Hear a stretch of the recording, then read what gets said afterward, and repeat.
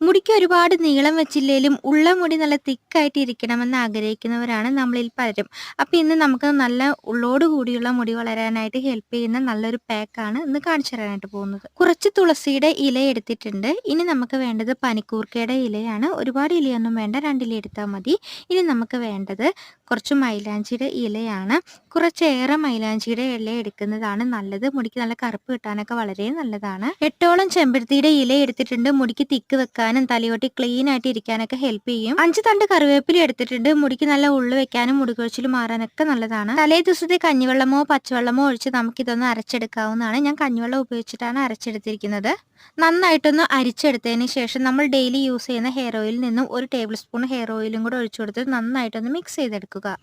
ആഴ്ചയിൽ ഒരു പ്രാവശ്യം മാത്രം മുടിയിൽ തേച്ച് കൊടുത്താൽ മതി. മുടിയിലും തലയോട്ടിയിലും നന്നായിട്ട് തേച്ച് പിടിപ്പിച്ച് 15 മിനിറ്റ് കഴിഞ്ഞിട്ട് ഹെയർ വാഷ് ചെയ്തെടുക്കാവുന്നതാണ്. ബൈ. താങ്ക്